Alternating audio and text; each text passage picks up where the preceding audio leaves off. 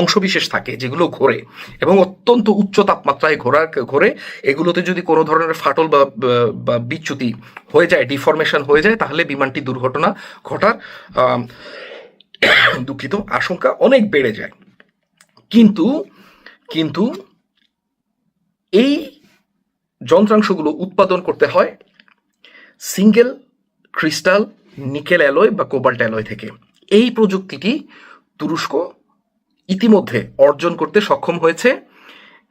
এই কথাটি আমি বলছি তুরস্কের এই যে টার্কিশ ইঞ্জিন ইন্ডাস্ট্রিজ, যার কথা আগে বলেছিলাম, তার প্রধান যিনি ডক্টর মাহমুদ আকশিদ, তার বরাত দিয়ে তিনি বলেছেন এবং তিনি দেখিয়েছেন, এটির ভিডিও আমরা এই যে টার্কিশ ইঞ্জিন ইন্ডাস্ট্রিজে দেখেছি। তিনি এটিও বলেছেন যে এই প্রক্রিয়া সম্পন্ন করার জন্য খনি থেকে নিকেল এবং কোবাল্ট উৎপাদন করে, নিষ্কাশিত করে পিওর নিকেল পিওর কোবাল্ট উৎপাদন করা, যেটি আসলে আমাদের কাজ না, এটি আসলে যারা খনিজ শিল্প নিয়ে ব্যস্ত তাদের কাজ।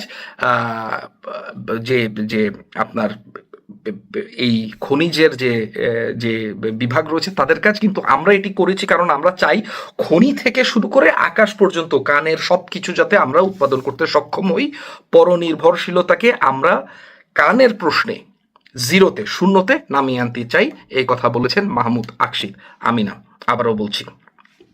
কাজে তিনি বলছেন যে এই বাধাটি অতিক্রান্ত হয়েছে। তাহলে কি রয়েছে? তাহলে রয়েছে সার্টিফিকেশনের ব্যবস্থা। সার্টিফিকেশনের জন্য ব্যাপক পরিমাণ উড্ডয়ন করতে হয়। তো এই ইঞ্জিনটি তারা বলছে প্রথম প্রোটোটাইপটা 2028 সালের ভিতরে তৈরি হয়ে যাবে এবং 2030 সালের ভিতরে তারা সিরিয়াল প্রোডাকশনে চলে যাবে। অর্থাৎ মার্কিন যুক্তরাষ্ট্র যদি কানের জন্য ইঞ্জিন নাও দেয়, কানের দুটো অপশন রয়েছে।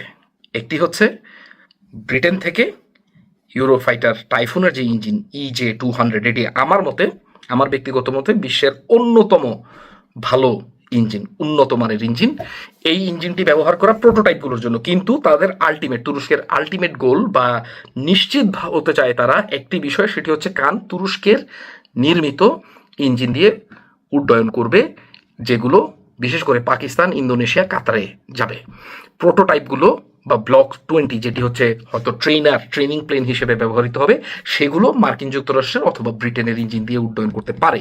যদি মার্কিন যুক্তরাষ্ট্র এবং ব্রিটেন না দেয়, তাহলে তারা তাদের যে ইঞ্জিন রয়েছে একটু দেরিতে হলেও সেটি দিয়ে তারা করতে পারবে। কিন্তু রাষ্ট্রপতি এরদোয়ানের, আমি বাস্তব জীবনে তাকে বেশ কয়েকবার খুব কাছাকাছি দেখেছি। আমার যেটি উপলব্ধি হয়েছে রাষ্ট্রপতি এরদোয়ানের ব্যাপারে, যে তিনি নিরাপত্তার বিষয়ে একজন অত্যন্ত সতর্ক লোক এবং একজন অত্যন্ত ঘাওড়া লোক। ঘাওড়া বলছি পজিটিভ সেন্সে, যে তিনি একবার যেটা চিন্তা করেন যে না এটা আমার লাগবে। এমন একটি উদাহরণ দিচ্ছি, S-400 ক্রয় করেছেন, তার লাগতো, তিনি ক্রয় করেছেন 2017 সালে। তখন তুরস্কের অর্থনীতি এত